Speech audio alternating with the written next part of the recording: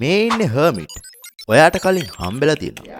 හිතන්නකෝ ඔයා දැන් ඉන්න ගෙදර පරණයි. ඔයාට පුළුවන් ද මේ දැන් අලුත් ගෙයක් ගන්න? හැබැයි මෙයාට පුළුවන්. පේනවනේ මෙයාගේ කටුව. මේ කටුව තමයි මෙයාගේ ගෙදර. කාලය ගෙවිලා යද්දී ටිකෙන් ටික මේ කටුව පරණ වෙලා paludu වෙන්න පටන් ගන්නවා. මේ කාලෙදි තමයි මෙයාලගේ වීදි සටන් පටන් ගන්න. අලුත් ගෙයක් හම්බුනහම ඒ අලුත් ගෙදර ගන්න මෙයාලා හොර කනවා. මේ සටන දිනන කෙනාට තමයි අලුත් ගෙදර හම්බෙන්නේ. දුර්වලයට කොහෙවත් තැනක් නැහැ. එයාලත් ආසයිනේ අලුත් ගේකට.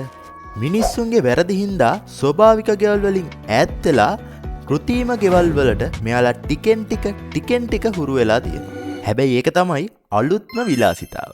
ඔයාට පුළුවන් නම් ටොෆි කොලේ සාක්කුවට දාගන්න මේ වගේ අපූර්ව යාළුවෝ තව ගොඩාක් කාලයක් ආරක්ෂිතව ජීවත් වේවි.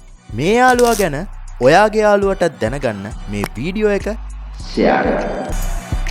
They not like us. No. They not like us. No. They not like us. What?